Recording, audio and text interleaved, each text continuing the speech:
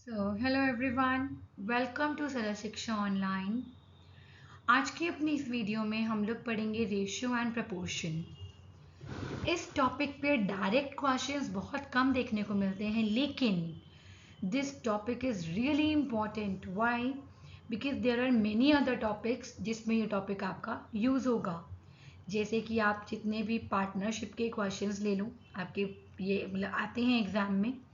Partnership में आपको ratio and proportion की नॉलेज होनी चाहिए। आपके जो डेटा एनालिसिस होता है, डेटा एनालिसिस में कई बार रेशियो पूछ ली जाती है, right. And then you have mixture and alligation, ऐसे क्वेश्चन आते हैं, मिक्सचर एलिगेशन वाले क्वेश्चन आते हैं। तो इनमें भी क्या होता है, इनमें भी रेशियो एंड प्रपोर्शन की नॉलेज होनी बहुत ज़रूरी है। और भी बहुत सारे रेशियो प्रपोर्शन के क्वेश्चन आपके पास आते हैं, ठीक है। तो अगेन डायरेक्ट इस टॉपिक पे बेस्ड क्वेश्चन नहीं आते, लेकिन बहुत सारे टॉपिक्स में ये इंक्लूड होता है। तो ये वीडियो हमारे लिए बहुत इंपॉर्टेंट होने वाला है। चलते हैं अपने फर्स्ट टॉपिक की तरफ। फर्स्ट टॉपिक है what is a ratio. Ratio होता क्या है? अब ratio is like a fraction, right. Ratio हम तब करते हैं जब हमें कोई चीज़ कंपेयर करनी होती है, ठीक है ना। हमें कोई भी चीज़ क्या करनी है, कंपेयर करनी है, किन्हीं दो चीज़ों का कंपैरिजन करना है। तो I am just writing here, first thing क्या हो जाएगी यहाँ पे, कंपैरिजन।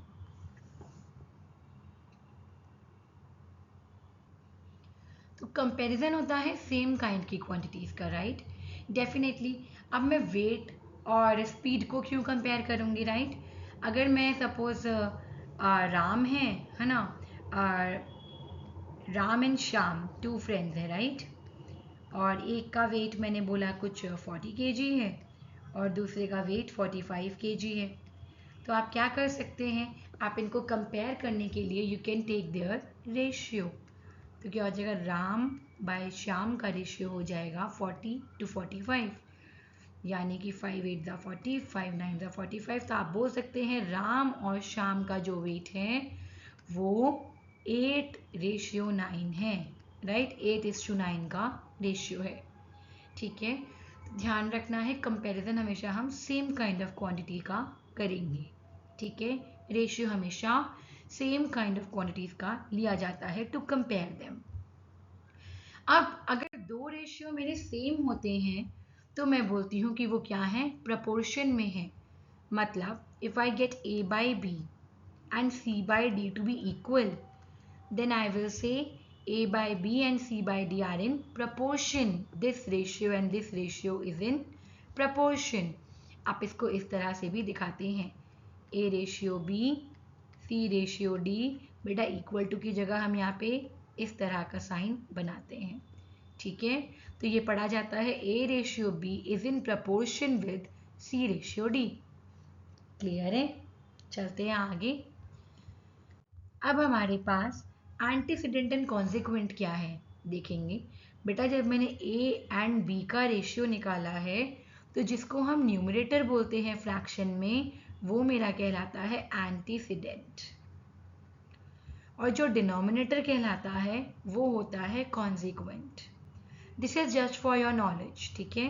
सपोज आपके पास अगर रेशियो में डायरेक्ट नहीं बोलते कि ए एंड बी का रेशियो है, आपको बोल दिया कि इस रेशियो का एंटीसीडेंट ए था और क्या कहते हैं यहाँ पे कॉन्सिक्वेंट बी था, तो आपको पता होना चाहिए कि एंटीसीडेंट होता है न्यूमरेटर वाली क्वांटिटी और कॉन्सिक्वेंट होता है डिनोमिनेटर वाली क्वांटिटी।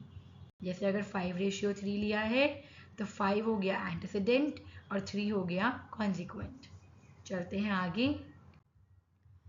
फर्स्ट चीज आती है कॉम्पोनेंडो। कॉम्पोनेंडो ध्यान रखेंगे क्या होता है। Suppose I have a by B equal to C by D, यानी कि a b c d क्या है, मेरे प्रपोर्शन में है। तो a plus B by B will be equal to c plus d by D, ठीक है। ये होता है कॉम्पोनेंडो। कॉम्पोनेंडो में आप दोनों के डिनोमिनेटर्स को न्यूमरेटर्स में ऐड कर देते हैं और डिनोमिनेटर एज इट इज रहता है, दैट इज कॉम्पोनेंडो। आप कॉम्पोनेंडो को यूज करके भी अपने क्वेश्चन सॉल्व कर सकते हैं। Similarly we have dividendo. Dividendo में क्या होता है, हम लोग डिनोमिनेटर्स को माइनस कर सकते हैं न्यूमरेटर्स से, तो it will be this. Again ऊपर लिख लेते हैं, अगर a by B C by D के इक्वल था तो a minus B by B is equal to C minus G by D. ये भी आप यूज़ कर सकते हैं, कोई प्रॉब्लम नहीं है। ठीक है, एक और चीज़ आप यूज़ कर सकते हैं, कॉम्पोनेंडो एंड डिविडेंडो। इसमें आप दोनों का यूज़ करते हैं। कैसे? Again if a by B is equals to c by D, then a plus B upon a minus B will be equal to c plus D upon c minus D. ठीक है, ये भी आपके क्या होंगे? इक्वल होंगे। आप इसका भी यूज़ कर सकते हैं। इसमें हमने कॉम्पोनेंडो प्लस वाला भी यूज़ किया, डिविडेंडो माइनस वाला भी यूज़ किया। ठीक है, so that can also be done. This is componendo and dividendo. चलते हैं आगे। मीन प्रपोर्शन, कई बार आपके पास डायरेक्ट क्वेश्चन आ जाता है, ए और बी दिया होता है और आपको बोलते हैं मीन प्रपोर्शन निकालो इनका। जब आपको पता ही नहीं होगा कि मीन प्रपोर्शन होता क्या है तो आप निकाल ही नहीं पाएंगे। तो बेटा मीन प्रपोर्शन मैं यहाँ x ले लूँगी। ठीक है, मीन प्रपोर्शन का मतलब होता है a by X will be equal to X by B. ठीक है, तो ये जो बीच में आती है ये क्वांटिटी, देखो a के नीचे जो उसका क्या है कॉन्सिक्वेंट है, वही b का एंटीसीडेंट है। जब आप इसको सॉल्व करेंगे, क्रॉस मल्टीप्लाई कर देंगे तो क्या आ जाएगा? X square equal to A B. x हो जाएगा square root of A B. आपको अगर डायरेक्ट फॉर्मूला याद रखना है आप रख सकते हो, मीन प्रपोर्शन निकालने के लिए square root of A B. Otherwise आपको स्टेप बाय स्टेप चलना है, आपको अपना कॉन्सेप्ट याद रखना है, तो आप इसको याद कर सकते हैं। ठीक है, चलते हैं आगे। Third proportional of A and B. देखिए यहाँ पे सिर्फ दो ही क्वांटिटीज हैं, उनका थर्ड प्रोपोर्शनल निकालना है, तो यानी कि इसमें b मेरा मेन प्रोपोर्शन में आता है। ठीक है, a by B equal to B by X. आपको यहाँ x निकालना है थर्ड प्रोपोर्शन, तो क्या करेंगे हम? a by B equal to B by X. तो इसमें a हो जाएगा फर्स्ट प्रोपोर्शन में, b हो जाएगा मेन प्रोपोर्शन में, x हो गया थर्ड प्रोपोर्शनल। ठीक है, तो यहाँ पे x क्या हो जाएगा? अगेन क्रॉस मल्टीप्लाई करेंगे तो ax equal to B square होगा, तो x क्या आ जाएगा? B square by a। ठीक है, नेक्स्ट टॉपिक आता है इसमें fourth proportional of A B and C. बेटा फोर्थ प्रोपोर्शनल यानी कि ए बी सी के बाद आएगा x, तो यहाँ पे क्या हो जाएगा? a by B equal to C by X. अब अगेन हम क्या करेंगे? Cross multiplication, A X equal to B C, X क्या हो जाएगा? b इंटू सी बाई ए।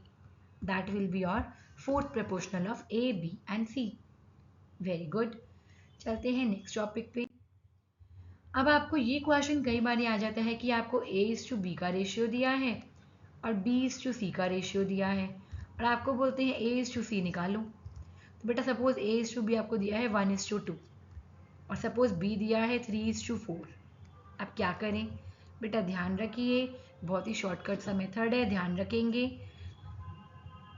इसमें हम क्या करेंगे, हम लोग ना ये वाले नंबर है ना, जैसे ये 3 है और ये 2, राइट, इन दोनों को सेम बनाना है। तो कैसे बनाएं?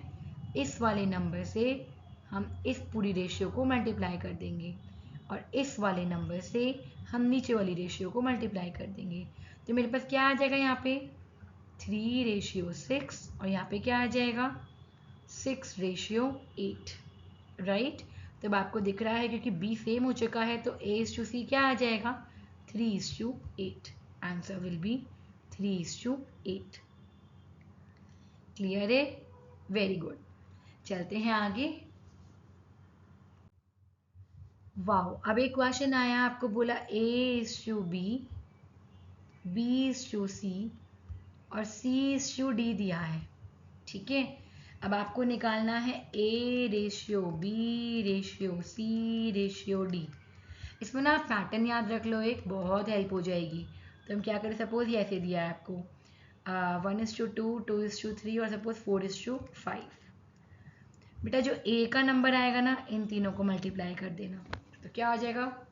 मैं आपके लिए लिख देती हूँ। a के लिए आ जाएगा 1 इंटू 2 इंटू 4 रेशियो, b के लिए 2 इंटू 2 इंटू 4,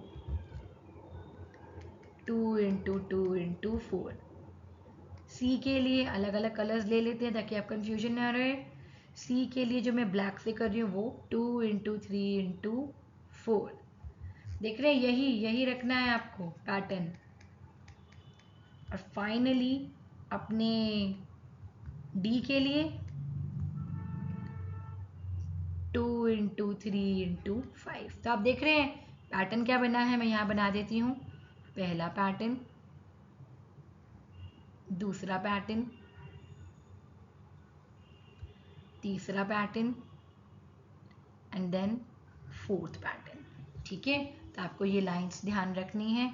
1 अगेन बना रही हूँ, 2 फिर बना देते हैं 3 एंड देन 4। ठीक है, आपका ये ABCD हो जाएगा। तो डी में क्या आ जाएगा 2 into 3 into 5।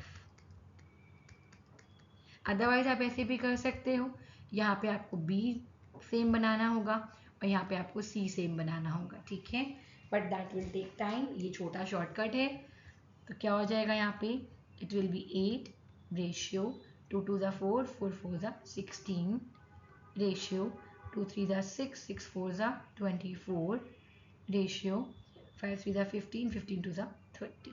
So that will be the required ratio. अब आप चाहो तो इसको और सिंप्लीफाई कर सकते हो। देखो ये सब के सब 2 से डिविजिबल हैं, तो 2 से आप डिवाइड कर लो। ठीक है, तो आपके पास आपका रिक्वायर्ड रेशियो आ जाएगा। I hope questions are clear. अच्छा, पिछली वाली वीडियो में जो पिछली वाली स्लाइड थी उसमें अगर आप A/B/C निकालना चाहें तो वो भी कर सकते थे।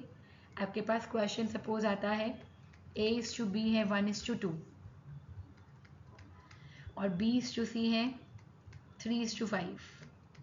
आपको बोला A/B/C निकालो, तो बेटा A के लिए आप 1 इंटू 3 कर देंगे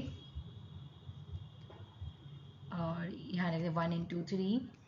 B के लिए बचे 2 इंटू 3 कर देंगे और C के लिए 2 इंटू 5 कर देंगे। ठीक है, so it will be 3:6:10। Clear है? होपफुली आपको ये वीडियो अच्छी लगी हो। For more such videos please stay tune to the channel and subscribe to my channel. Thank you, stay tuned, all the best.